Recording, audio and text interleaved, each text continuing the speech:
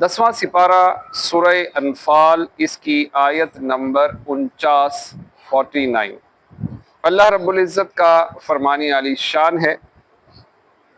اذ یقول المنافقون والذین فی قلوبہم مرض غر ہؤلاء دینہم، جب کہتے تھے منافق اور وہ جن کے دلوں میں آزار ہے کہ یہ مسلمان اپنے دین پر مغرور ہیں، وَمَن يَتَوَکَّلْ عَلَى اللَّهِ فَإِنَّ اللَّهَ عَزِیزٌ حَکِیم، اور جو اللہ پر بھروسہ کرے تو بے شک اللہ غالب حکمت والا ہے۔ منافقین سے مراد اوس اور خزرج قبیلے کے چند افراد ہیں، اور جن کے دلوں میں بیماری ہے اس سے مراد مکہ مکرمہ کے وہ لوگ ہیں جنہوں نے کلمہ اسلام تو پڑھ لیا تھا مگر ابھی تک ان کے دلوں میں شک و تردد باقی تھا۔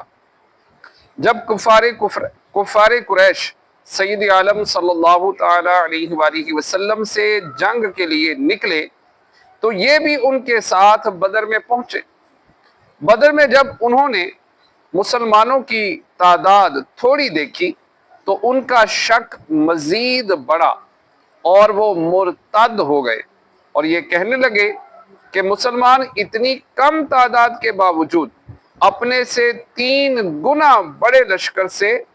جنگ کرنے لگے ہیں، انہیں ان کے دین اسلام نے دھوکے میں ڈالا ہے اور آخرت میں ثواب کی امید انہیں اپنی جانیں قربان کرنے پر ابھار رہی ہے۔ یہ تمام لوگ بدر میں مارے گئے۔ ارشاد فرمایا کہ جو اللہ پر توکل کرے اور اپنے کام اس کے سپرد کر دے اور اس کے فضل و احسان پر مطمئن ہو تو بے شک اللہ تعالیٰ اس کا حافظ و ناصر ہے، کیونکہ اللہ تعالیٰ غالب ہے، اس پر کوئی غالب نہیں آ سکتا، اور اللہ عز و جل حکمت والا ہے، وہ اپنے دشمنوں کو عذاب میں مبتلا کرتا اور اپنے اولیاء کو رحمت و ثواب عطا فرماتا ہے۔